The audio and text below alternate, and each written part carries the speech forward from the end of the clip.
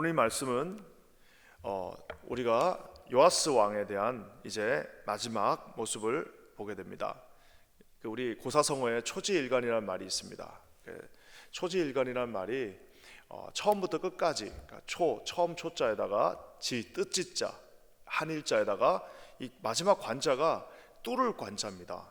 그래서 마지막까지 저는 처음에 이게 보다 하는 그 볼 관자 이런 건 줄 알았는데 그게 아니라 뚫어버릴 그 관자입니다. 그래서 초지일관이라는 뜻은 처음부터 끝까지 한결같이 같은 뜻을 가지고 뚫어버린다라는 이제 말입니다. 아마 이제 무슨 이렇게 송곳 같은 거를 보면서 만드는 말일 수도 있고요. 정확하게는 모르겠지만 어쨌든 간에 처음에 가졌던 그 뜻을 마지막까지 일관되게 뚫어버린다라는 말입니다. 오늘 우리가 어제 선지자 여호야다의 죽음을 우리가 살펴보았습니다. 정말 파란만장한 인생이었습니다.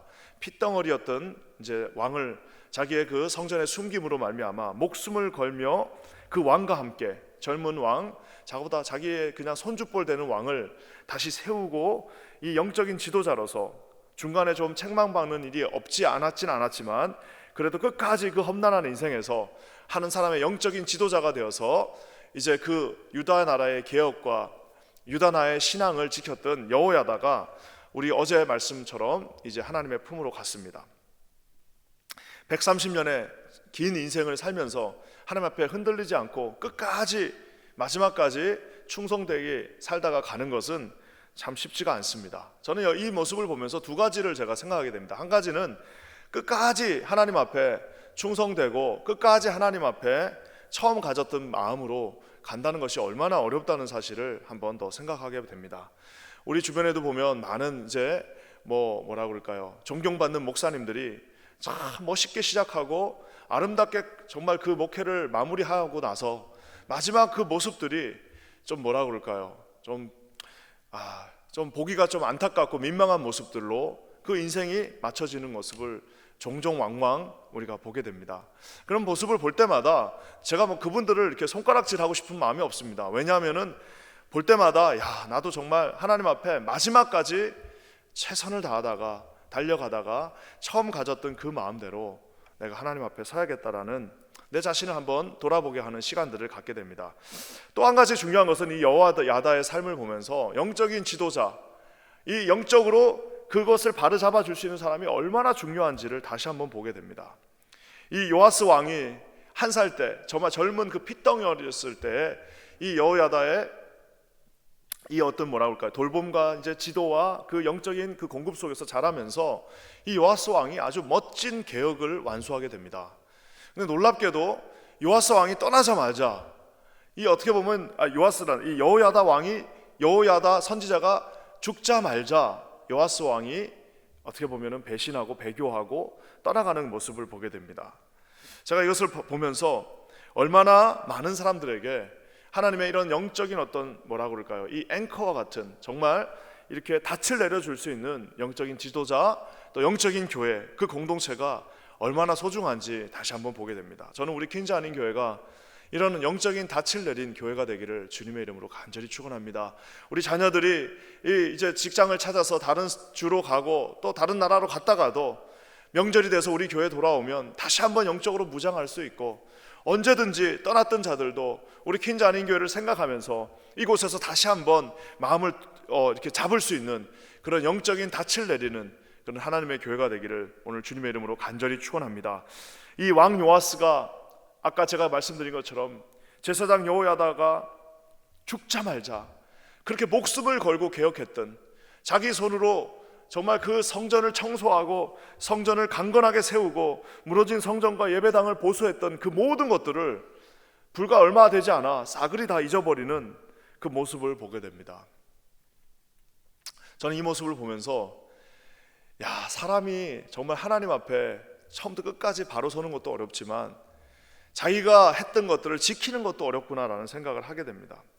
심지어 나중에 우리가 아는 것처럼 그 자기의 정말 은사가 아니라 저희 영적인 아버지요 자신을 돌봐줬고 자신의 생명의 은인이었던 여호야다의 아들, 자기로 치면 거의 아버지 뻘입니다. 그리고 여호야다의 아들이지만 큰형님 혹은 아버지 뻘 되는 그 여호야다 선지자의 아들, 스가랴 선지자를 그것도 성전 뜰에서 자기가 만들었던 그 성전 뜰에서 여호야다의 숨결이 느껴지는 그 성전 뜰에서 돌로 쳐 죽이는 정말 천인공노할 인간 이하의 모습을 보게 됩니다. 예수님이 하나님이 떠나버리니까요. 이런 모습들로 인생이 본인도 이유는 있었습니다. 이유는 있었어요. 이제 방백들이라고 하는 그 외부 세력과 결탁해서 한번 이제 내가 혼자 스스로 살아남아야 되기 때문에 내가 한번 힘을 키워보겠다라는 마음은 있었지만 여러분 그렇게 갖고 자기가 잘 이뤄놓은 것들조차도 지킬 수가 없습니다. 오늘 저는 이 말씀을 통해서 하나님이 떠나자마자 우리에게 할 수 없는 두 가지가 있습니다.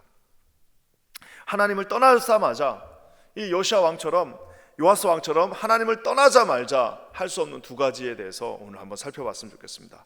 여호와가 떠나시면, 하나님이 떠나버리시면 어떤 일들이 할 수 없어지는지 오늘 말씀을 통해서 한번 은혜 나누기를 원합니다. 24절 말씀 먼저 한번 읽겠습니다. 여러분, 하나님이 떠나시면요, 우리는 절대 어떤 전쟁에서도 승리할 수 없습니다. 24절 말씀 다 같이 읽겠습니다. 시작. 아람 군대가 적은 무리로 왔으나 여호와께서 심히 큰 군대를 그들의 손에 넘기셨으니 이는 유다 사람들이 그들의 조상들의 하나님 여호와를 버렸음이라. 이와 같이 아람 사람들이 요아스를 징벌하였더라. 두 가지 수치스러운 장면이 나오는데, 하나는 아람 군대가 그냥 자기보다 압도하는 숫자가 와서 자기가 지면은 내가 숫자가 적어서 졌나 보다 하는데 적은 무리로 왔다라고 얘기하고 있습니다. 그리고요, 상대적으로는 여호와께서는 심히 큰 군대, 유다의 군대입니다, 적들의 손에 내줬다라고 합니다. 얼마나 창피합니까? 그 폼 잡고 여호와의 어떤 그 선지자를 그 성전 뜰에서 죽이기까지 정말 담대했던, 얼마나 속이 대단했으면은 하나님이 세운 종을 성전 뜰에서 돌로 쳐서 죽일 수 있겠습니까? 정말 보통 강심장이 아닙니다. 최소한 아무리 그래도 이 사회가 아무리 악하고 사회가 아무리 이상해도 그래도 어디 가서 목회자다 그러면은 그래도 경찰한테 잡혀도 한 번은 봐주기도 하고 그럽니다. 근데 얼마나 그 마음이 강팍했으면은 하나님이 기름 부은 종을 그 성전뜰에서 죽일 수가 있겠습니까? 그 정도로 담대했지만 결국에는 아람의 군대 소수의 무리들이 와서 자기들도 이길 줄 몰랐을 거예요. 와서 한번 툭 한번 잽 때려보고 이거 될 것 같아 하면 가고 안 될 것 같아 하면 다시 도망가자 하고 그러고 왔는데 이거 싸워보니까 이게 무슨 저 앞에 수백만이 있었는데도 오합지졸이 된 겁니다. 왜요?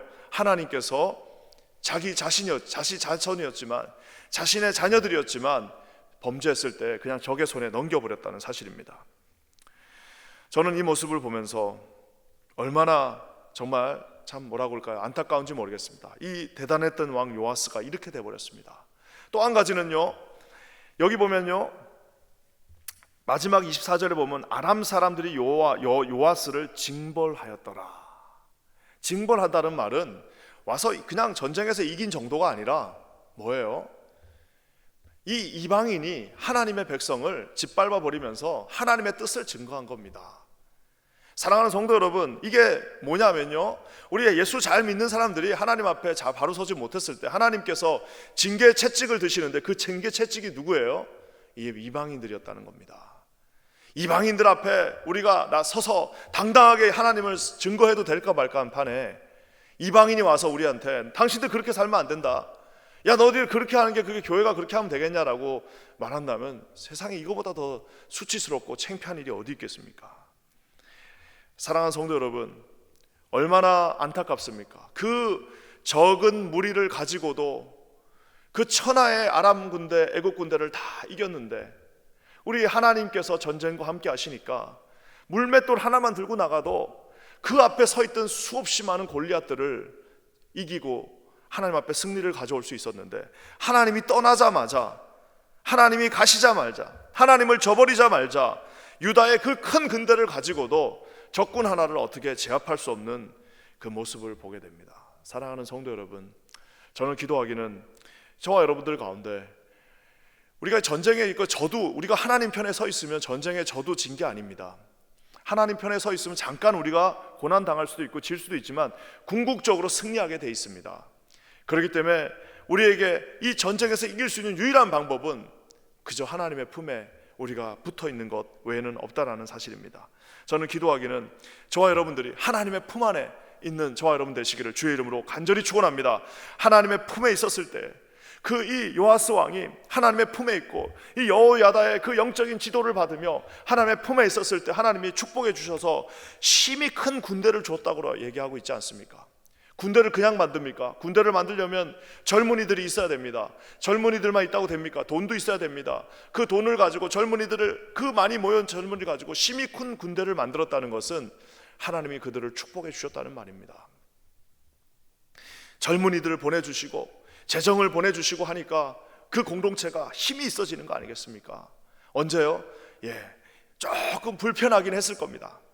여호야다가 이래라 저래라 하나님 앞에서 기도해라, 왕이라도 기도하십시오라고 하는 그 모습들이 구창기도 하고 좀 어떻게 맨날 저런 얘기만 하냐라고 하고 하기도 했으나 하나님 앞에 서 있는 그 제사장이 하는 말에 순종했을 때 하나님이 이 커다란 군대를 보내주시고 떵떵거리면서 살 수 있게 해주셨는데, 하나님이 떠나자마자 별것도 아닌 정말 이 보잘것없는 세상의 찌꺼러지들한테 업신여김을 당하는 이 비참한 모습을 보게 됩니다. 예전에 제가 있었던 신학교에 정말 놀라운 일이 하나 있었는데요, 이 7, 80년대에 이 자유주의 물결이 그 신학교에 들어왔습니다. 하나님 이제 떠나는 거예요. 자유주의 물결이 들어와 보니까 학교가 제일 먼저 나타난 일이, 자유로우면 젊은이들이 모일 것 같죠? 그렇지 않습니다. 자유주의가 되니까 학교에 젊은이들이 오질 않습니다. 학교가 점점 줄어들었어요. 참 신기하죠? 자유롭게 해주면 더 많이 올 것 같은데 그렇지 않습니다. 근데 이제 다시 젊은 총장이 와가지고, 이 30대 후반 중반밖에 안 된 총장이 와가지고 다시 우리 하나님 앞에 선다, 우린 다시 전적으로 하나님의 말씀 가운데 던다 하니까 처음에는 사람들이 저 뭐 꼴통 보수, 그리고 저렇게 젊은이들이 그럼 오겠냐고 했는데 웬걸요? 하나님의 말씀 가운데 굳건히 서서 하나님의 말씀대로, 좀 답답하긴 하고 조금 좀 뭐라 그럴까요? 좀 갑갑한 마음은 있으나 하나님의 말씀대로 하니까요, 젊은이들이 모여오기 시작하는데 그 학교에 그렇게 많은 학생들이, 제가 있었을 때도 정말 깜짝깜짝 놀랄 만큼 세상에 이 젊은이들이 어디서 다 왔나 싶을 정도로, 사랑하는 성도 여러분, 이것이 뭡니까? 하나님의 그 말씀과 하나님의 진리 가운데 붙어 있을 때에 주님이 우리 퀸자니 교회도 많은 젊은이들을 보내주실 줄 믿습니다. 여러분, 그곳에 젊은이들이 모인다는 것은 거기에 하나님의 말씀이 있다는 겁니다. 젊은이들이 있다는 것은 거기에 부흥이 있다는 것입니다. 저는 기도하기는 우리가 하나님 앞에 섰을 때 정말 이 여호와의 힘이 큰 군대가 이 세상을 흘러안고도 접고도 남음이 있기를 주님의 이름으로 간절히 축원합니다. 전쟁은 결코 사람의 숫자로 하는 것이 아닙니다. 하나님께서 함께 하실 때만 우리가 이길 수 있다는 사실, 하나님을 떠난 사람, 하나님을 떠난 공동체, 하나님을 떠난 어떠한 것도 전쟁에서 결단코 이길 수 없다는 사실을 사랑하는 성도 여러분 기억하시기를 주의 이름으로 간절히 축원합니다. 오늘 이 말씀 통해서 여호와가 떠나면 어떠한 전쟁도 이길 수 없다, 우리 인생의 어떠한 작은 전쟁도 이길 수 없다는 사실을 기억하시기를 주님의 이름으로 간절히 축원합니다. 두 번째 또 안 되는 게 있습니다. 25절 말씀 우리 한번 다 같이 읽겠습니다. 시작. 요아스가 크게 부상하며 적군이 그를 버리고 간 후에 그의 신하들이 제사장 여호야다의 아들들의 피로 말미암아 반역하여 그를 그의 침상에서 쳐 죽인지라. 다윗성에 장사하였으나 왕들의 묘실에는 장사하지 아니하였더라.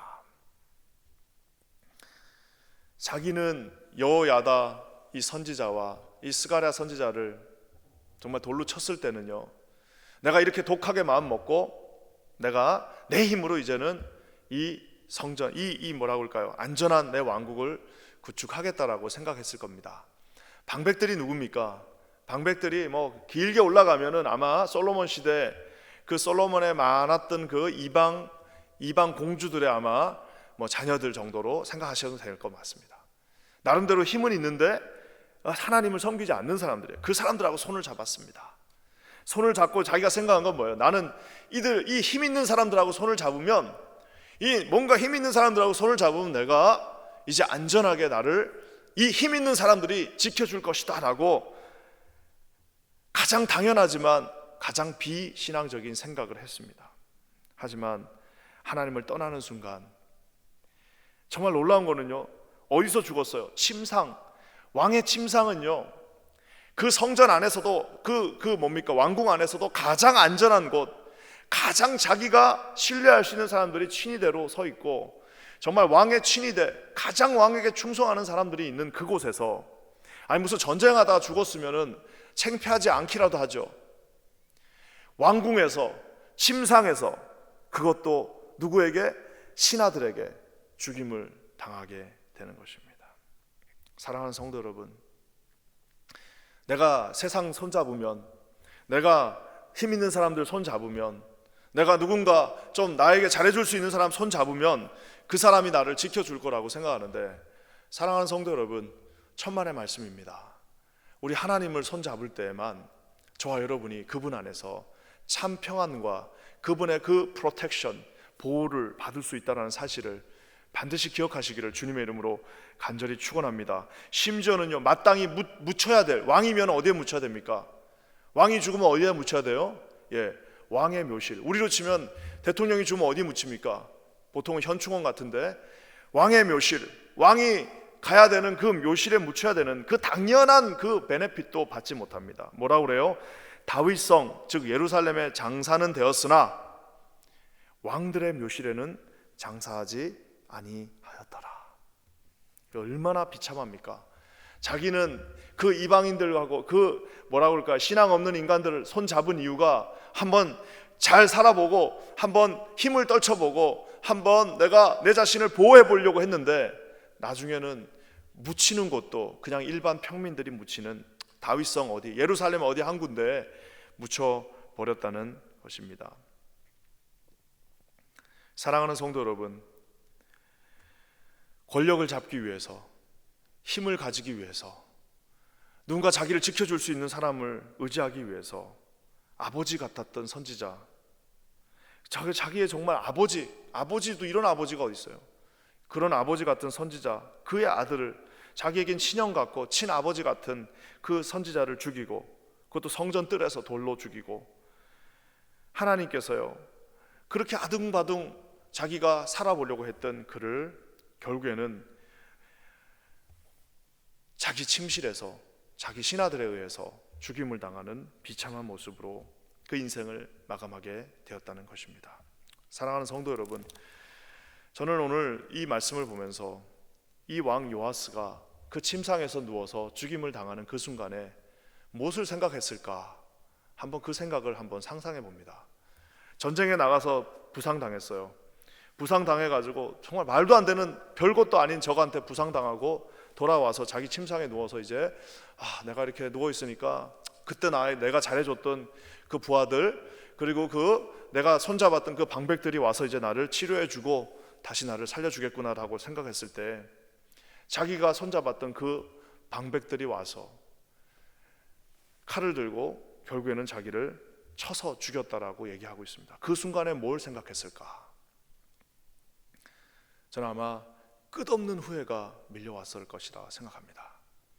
좀 두려워도, 하나님이 보이지 않지만 그 여호야다가 돌아가셨을 때 그 하나님의 그 선지자들이 여전히 살아있기 때문에 그 아들 스가랴와 손을 잡고 지금까지 해오던 이 개혁을, 지금까지 해오던 이 하나님의 말씀에 순종했던 이 개혁을 끝까지 초지일관 마지막 끝을 보는 그날까지 하나님 처음 나를 불렀던 그 부르심대로 내가 이 유다 전 왕국에 하나님의 이름이 선포되어지고, 유다 전 왕국의 모든 우상들이 다 떠나가고, 비록 하나님 눈에 보이시지 않지만 주님이 나와 함께 하심으로 아무리 방백들이 압력을 놓고 방백들이 내 앞에 선다 할지라도 우리 주님이 나와 함께 하신다는 그 말씀을 믿고 내가 주 앞에 서겠습니다라고 할 걸, 이렇게 죽을 바에는 그렇게 할 걸 하면서 아마 그 인생을 마감했을 것입니다. 사랑하는 성도 여러분, 시편 127편에 우리가 아무리 집을 세워도 여호와께서 그 집을 세워주시지 않으면 세우는 자의 수고가 헛되다고 말하고 있습니다. 여호와께서 성을 지키지 아니하시면 파수꾼이 수백 명이 끼어 있어도 아무 소용이 없다라고 말하고 있습니다. 저는 우리 이 신앙의 레이스, 하나님께서 함께 하시는 이 신앙의 이 경주에서 끝까지 승리하시는, 후회함이 없는 인생, 하나님이 전적으로 기뻐하시는 저와 여러분, 하나님이 이기게 해주시는 인생, 하나님이 보호해 주시는 인생 되시기를 주의 이름으로 간절히 축원합니다. 다 같이 기도하겠습니다. 하나님 감사합니다. 오늘도 주님이 주시는 귀한 말씀 가운데 섭니다. 주여 함께 하셔서 오늘 이 말씀처럼 하나님 앞에 초지일관 끝까지 충성하는 우리 모두가 되게 하여 주시옵소서. 주께 모든 영광을 돌리며 예수님의 이름으로 간절히 기도합니다. 아멘.